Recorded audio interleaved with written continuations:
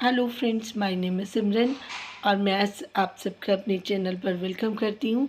Sorry friends, मैं कुछ दिन से थोड़ा ठीक फील नहीं कर रही थी। मेरे गले में कुछ इन्फेक्शन था और साथ में बोलने में दिक्कत हो रही थी और कुछ मसरूफियत थी कुछ दिन पहले। तो काफ़ी दिन से कॉन्टीन्यूटी में बिल्कुल भी कोई भी वीडियो नहीं बना पाई, बट मैंने देखा बहुत कुछ जिस पे आज मैं बात करना चाहूँगी। सबसे पहले मैं बात करना चाहूँगी जो दीप्ति जी की सिस्टर हैं, उनको मैं थैंक यू भी बोलना चाहूँगी, क्योंकि जो चीज़ें उन्होंने अपनी तरफ से एक नोइंगली मैसेज एक अपनी सोसाइटी में दिया है, उसको आज एक्सप्लेन कर दूँगी। जो उनकी सिस्टर है रुचि, बहुत ही अच्छी सोल हैं। उन्होंने जो ये हमें दिखाया है कि सच में दिल से खुश थी दीप्ति जी, और जो भी वॉटएवर कर रही थी, बहुत सारी उनसे कुछ गलतियां भी हुई हैं, उसको उसके बारे में बात करूंगी सो दैट आप उन चीज़ों को ना दोहराएं। और उनकी गलतियां मैं इसलिए माफ़ कर दूंगी क्योंकि मैं दिल से खुश हूँ कि वो अपनी दिल से लाइफ को एंजॉय करके आई हैं। उनका एंजॉय करना हमारे लिए बहुत ज़रूरी है, क्योंकि जब इंसान अपने दिल से अपने मन की बातें कर लेता है, वो अंदर से सेटिस्फाइड होता है। जो उनके घर में उनके बच्चे हैं, उन सब के लिए एक हेल्दी एटमॉस्फेयर। देखिए, जब भी कोई इंसान अंदर से बिखरता है ना, तो उसके लिए बाकी चीज़ों को संभालना बड़ा मुश्किल हो जाता है। लेकिन जब इंसान थोड़ा नॉर्मल तरीके से, बाकी उसको ये नहीं लगता कि मैं किसी भी चीज़ में, मेरे ज़िंदगी में कोई कमी है, तो उस तरीके से जो रुचि जी ने अपना एक कहती हूँ कि रिस्पॉन्सिबिलिटी छोटी हैं, बहुत प्यार करती हैं, और सबसे बड़ी बात दीप्ति जी डिज़र्व भी करती हैं। तो उनका प्यार, क्योंकि वो भी दिल से इतनी अच्छी हैं, तो इसीलिए ही उनका गुजारा भी आपस में चल रहा, बॉन्डिंग अच्छी है, जो देखने को बहुत अच्छा लगा। फिर वो खुल के जी हैं। इससे पहले मैंने उनको इतने अच्छे से, इतने मतलब खुश तो वो हमेशा रहती हैं, लेकिन इतने अच्छे से एक्सप्रेस करते हुए अपनी फीलिंग को नहीं देखा, जो मुझे बहुत अच्छा लगा पर्सनल तौर पे। और मैं उनके लिए भी खुश हूँ। जो सपना जी हैं, स्नैपी गर्ल, उनको भी मैंने कुछ दिनों से काफ़ी उनमें चेंजेस देखे हैं, लेकिन बार बार फिर उनको वही वो पीछे मुड़कर देखती हैं, तो फिर वो अपने आप को घायल फील करती हैं, तकलीफ़ में हो जाती हैं। मैं बार बार उनको बोल रही हूँ कि कुछ समय दीजिए, फॉरगेट कीजिए, इन चीज़ों की तरफ ना ध्यान ना दीजिए, अपने काम पे फोकस कीजिए, अपनी बेटियों पे फोकस कीजिए, अपने आप को सेल्फ लव कीजिए। लेकिन क्योंकि वो इंसान है बाय नेचर, उनके जो इमोशंस हैं, उनके जो अंदर भावनाएं हैं, क्योंकि जब आप दिल से किसी के साथ जुड़े होते हो ना, तो उतना जल्दी इजी नहीं होता कि हम उन सारी चीज़ों से अलग हो जाएं। तो ये प्रॉब्लम सपना को आ रही है, तो मैं उनको भी यही बोलूँगी कि प्लीज़, आपको मैं यही सलाह दूँगी कि इन चीज़ों से जितना आप उभरने की कोशिश करेंगी, ट्राई कीजिए कि आप इतना ज़्यादा अपने आप को मसरूफ़ कर लें, बिज़ी कर लें, सो दैट आपका ध्यान इन चीज़ों की तरफ कम जाए। जितना आप धीरे धीरे इसको, एकदम से ख़त्म नहीं होता मन से, लेकिन जितना धीरे धीरे आप कोशिश करोगे ना, तो कोशिशें कामयाब होती हैं। आप इस जो एक जाल बच गया है आपकी ज़िंदगी में, उससे बाहर निकल पाएंगी, क्योंकि ये हमारा मन होता है। हर एक बंदे का जो अंदर का सोल है, जो वो एक जैसी नहीं होती, हर का अपना एक समय होता है, या जिस जो उन्होंने पास्ट लाइफ से एक्सपीरियंस लिए होते हैं, उसको आगे लेकर बढ़ रही होती है। तो अभी आपने दुनिया में इतने कम टाइम हुआ, आपकी एज उतनी नहीं है, जितने एक्सपीरियंसेस आपको हो चुके हैं, तो उनको हैंडल मैनेज करने में, जो आपकी ज़िंदगी में तूफ़ान आया है, उसको समेटने में इतना समय लग जाएगा आपको। तो आपको पेशेंस रखने की बहुत ज़रूरत है। और दूसरी बात, मैं रुचि जी के लिए कहूँगी कि वो ऐसी सोल हैं। देखिए, किसी के लिए कोई इंसान कितना भी हो, इतना ज़्यादा नहीं कर पाता, लेकिन चाहे वो तीर्थ यात्रा पर गई, या अपना थोड़ा-सा उन्होंने क्वालिटी टाइम स्पेंड किया, पूरी फैमिली को लेकर गई, हर किसी का ध्यान रखा, हर किसी के लिए शॉपिंग की, दिल से की, और बहुत ही प्यारी हैं।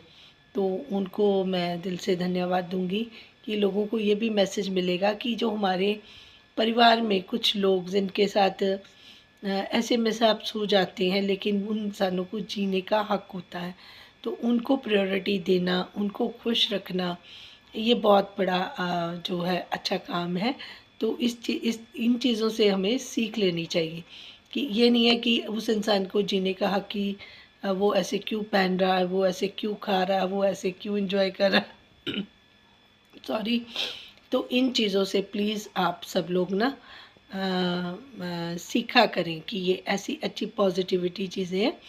और वो दीप्ति जी है इतनी प्यारी, बट मुझे उनकी एक चीज़ मैं आपको बता दूं कि उन्होंने एक दो चीज़ें करी। जैसे उन्होंने एक बात बोली थी कि हम लोगों ने वीआईपी दर्शन करे हैं, अदरवाइज़ लाइन में लगना होता है। हैट्स ऑफ उन लोगों के लिए जो इतनी बड़ी लाइन में लगे हैं। तो दर्शन दर्शन होते हैं, वीआईपी दर्शन कुछ नहीं होते। सबसे पहली बात यह है, हाँ, अगर आपको प्रायोरिटाइज़ करके जल्दी दर्शन करवा दिए जाते हैं, वहाँ पर आपका कोई लेखा जोखा नहीं होता, उसको वो भगवान के घर में काउंट नहीं होता। ये चीज़ मैं बता दूँ, इसलिए बोलना पड़ा कि ये सोसाइटी में जो मैसेज जा रहा था वो सही नहीं था। मैं आपको खुद अपनी बताती हूँ, जब भी मैं जाती हूँ, क्योंकि मैं मीडिया के साथ कनेक्टेड हूँ, बहुत सारा उनको न्यूज़पेपर वालों को और जो दूसरे डिजिटल मीडिया है, जो न्यूज़ चैनल्स हैं, उनके साथ हमारा राब्ता रहता है। हमारा बिज़नेस उनको काफ़ी जाता है एडवर्टीज़मेंट का। तो बहुत अच्छी साख बनी हुई है। जो मेरे हस्बैंड है वो डिजिटल भी देखते हैं, मैं न्यूज़पेपर में देखती हूँ कि कहीं पर भी चले जाएँ। जैसे हम चंडीगढ़ में रहते हैं, हमारे पास बहुत सारे पासेस आते हैं, हमें कोई भी एक नॉट अ सिंगल पैनी खर्च नहीं। कहीं पर यहाँ पर इवेंट्स बहुत बड़े बड़े होते हैं, सिंगर्स आते हैं, जैसे अभी होली के बहुत बड़े बड़े ओकेजन हुए थे चंडीगढ़ में, तो उन सब के पासेस आते हैं हमारे पास। बट वो हम पहले कभी अवेल करते थे, अब तो मैं बिल्कुल भी नहीं जाती कहीं पर भी, क्योंकि अब मैं जब से थोड़ा सा स्पिरिचुअल हुई हूँ, तो मुझे होता है कि जहाँ सत्संग हो वहाँ पर मैं अटेंड कर लूँ। तो बच्चे हैं, बच्चे जाना चाहे वो अपने डैड के साथ चले जाते हैं, ऐसी दिक्कत नहीं है। लेकिन हर जगह पर, जैसे मैं वैष्णो देवी गई थी तो बहुत सारी फैसिलिटीज़ थी वहाँ पर, तो मैंने अपने हस्बैंड को ये बोला था कि नहीं, मुझे, हालांकि मैं थोड़ा सा, मुझे हाई बीपी बीच में हो गया था बहुत ज़्यादा, तो मैंने कहा नहीं, अगर जाना है तो पैदल ही जाऊंगी अगर माँ ने बुलाया। पहले ही मैं बहुत लेट हो गई थी, तो एक मैंने एक मन्नत मांगी थी अपनी बेटी के लिए, वो जब मैं पैदा होने वाली थी तो बहुत मुश्किलें थी, तब जाकर ये मन्नत मेरे हस्बैंड ने मांगी थी और हमने पूरी करनी थी। तो वहाँ पर जाना छोटे बच्चे के साथ भी पॉसिबल नहीं था। धीरे धीरे क्लास से स्कूल हो गया, लेकिन एक दिन मुझे कहा कि नहीं, अब माँ का बुलावा, मुझे जाना ही है। तो जब हम वहाँ पर गए तो हस्बैंड ने कहा कि वहाँ पर वो अपना हेलीकॉप्टर फैसिलिटीज़ है, हम ये अवेल कर सकते हैं बड़े इजीली बच्चों के साथ। मैंने कहा नहीं, अब बच्चे भी जाएंगे इसी तरह और हम भी जाएंगे इसी तरह, क्योंकि अगर बुलावा आया है तो जिस तरीके से लोग जाते हैं हम उसी तरीके से जाएंगे। यहाँ पे कोई वीआईपी नहीं होता। वापसी में ज़रूर हमने, जब दर्शन हो गए उसके बाद हमने वो हेलीकॉप्टर वाली फैसिलिटी ली और हम वापस आ गए। लेकिन जहाँ पर गए, पूरी लाइन में गए, इतने घंटे लाइन में चले, नीचे से जाकर पहले दर्शन किए, उसके बाद हमने ये नहीं कि मतलब अगर ऊपर रात को चले गए, पहुंच गए, मतलब पूरा दिन चले, नीचे से रात तक पहुंचे, रात के भी 2 बजे बारी आई, बच्चे भी बहुत ज़्यादा छोटे, अब परेशान हो गए। लेकिन मैंने कहा नहीं, जब आए हैं तो श्रद्धा से ही सारा कुछ करके जाएंगे। नो वीआईपी वाला ट्रीटमेंट कुछ भी नहीं लेना, क्योंकि जब उनसे वास्ता है तो, पर उनके साथ भी मेरे साथ बहुत चीज़ें अलग से हुई हैं, वो वहाँ पे भी बहुत एक्सपीरियंसेस हुए थे, वो मैं फ़र्दर आपके साथ ज़रूर शेयर करूँगी। यकीन नहीं होता कि ऐसा पॉसिबल है, लेकिन मैं ज़रूर शेयर करूँगी। You are a part of my life, अब एक फैमिली की तरह है। लेकिन ये जो वीआईपी कल्चर की बात है, वो बाकी जगह पर तो ठीक है, हम जहाँ पर जाते हैं हमें बहुत अच्छी फैसिलिटी मिलती है, अच्छे से अच्छे रहने के लिए सारी चीज़ें मिल सकती हैं, बहुत कुछ। लेकिन जहाँ पर बात हमारी भक्ति की आती है, हमारे भगवान के साथ हमारे दर्शन की आती है, तो नो वीआईपी कल्चर, चाहे कुछ भी हो जाए। जो लाइन में खड़े होकर वो हमारा पेशेंस होता है ना भगवान से मिलने का, वो उसमें वो मज़ा ही नहीं है।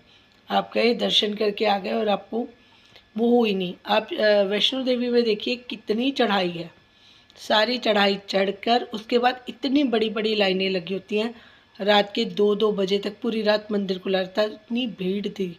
लेकिन हमने वहीं पे जाकर अटेंड किया। तो अगर अगर चढ़ाई चढ़े बिना अगर आपको बड़ी बड़ी लाइनों में खड़े होकर इंतज़ार करना पड़ जाए, तो वो आपका एक अंदर से जो होता है ना कि खाना पूर्ति नहीं है, आपको प्यार है जिससे भी आप मिलने गए हो। तो इन चीज़ों का आपको ध्यान रखना है। लेकिन दीप्ति जी का मैं माफ़ कर रही हूँ इस बार, क्योंकि उसका कारण ये है कि उनकी जो इंटरनल खुशी है वो मुझे ज़्यादा मैं उसको ज़्यादा प्रेफर करी। मुझे लगता था कि ये ब्रेक उनके लिए ज़रूरी था, ये सारी चीज़ें वो डिज़र्व करती थी और वो बहुत खुश थी। उनकी खुशी में मैं खुश हूँ, लेकिन मुझे करेक्ट करना था फॉर ऑल टू जितने भी लोग उनको वॉच करते हैं या जितने भी लोग हैं। ये मैसेज बहुत गलत जाता है वीआईपी वाला ना, कि वीआईपी दर्शन, ये वर्ड ही बहुत गलत है जिसने भी बनाया है। हाँ, बहुत सारे लोग अवेल करते हैं लेकिन नहीं करना चाहिए। जो मैं आपको सही में बता रही हूँ, वो क्यों नहीं करना चाहिए, उसका एक कनेक्शन बनता है, उसका रीज़न भी है बहुत बड़ा। क्योंकि जैसे आप लाइन में लगे रहते हो ना, आपकी तार जुड़ी रहती है। जैसे ही आपने मत्था टेका, आपका बस हो गया, मतलब आपने अपनी फॉर्मेलिटी की और आप जा रहे। लेकिन जैसे जैसे लाइन आगे जाती जाती है, आपकी बारी आती जाती है, आपका अंदर कई चीज़ें होती हैं, उनसे प्रार्थना की, उनसे जुड़ने की, उनसे आपकी बात चलती रहती है। वो टाइम मुझे लगता है कि ज़्यादा प्रेशियस होता है, इसलिए हमें वीआईपी कल्चर को अवेल नहीं करना चाहिए जब आप दर्शन के लिए जाते हैं। बाकी आप कहीं पे भी कर सकते हैं, कोई प्रॉब्लम नहीं है। एक चीज़ मुझे ये क्लियर करनी थी।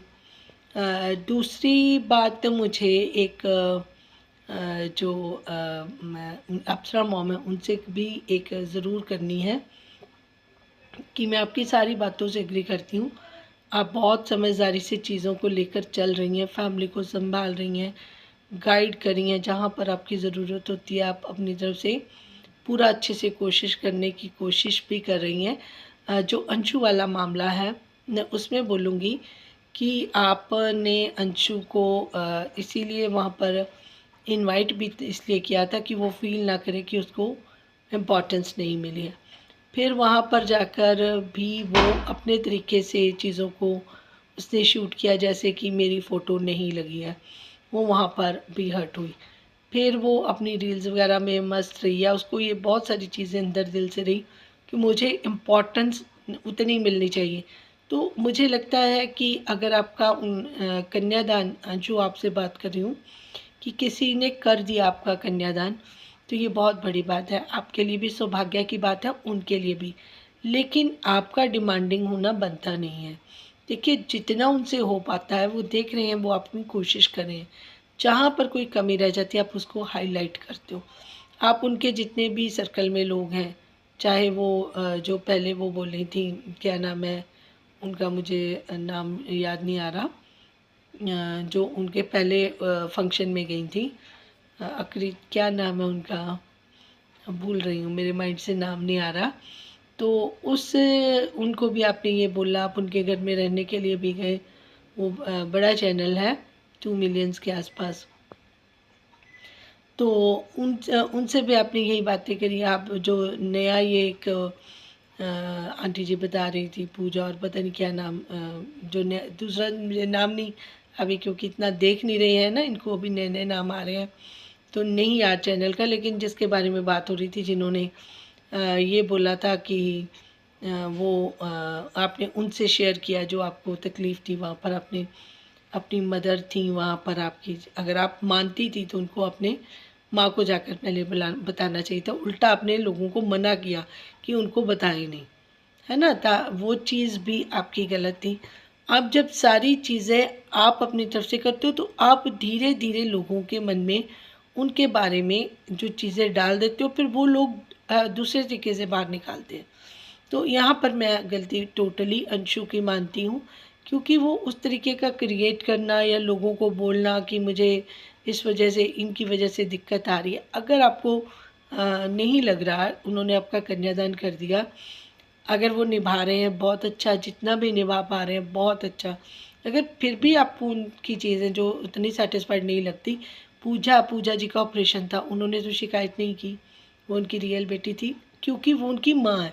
वो समझ सकती हैं कि माँ को तो हर जगह पर हर बच्चे के लिए अवेलेबल होना है। आपने जितनी शिकायतें की मैंने पूजा जी के मुँह से नहीं सुनी। पूजा उनकी रियल बेटी है ना।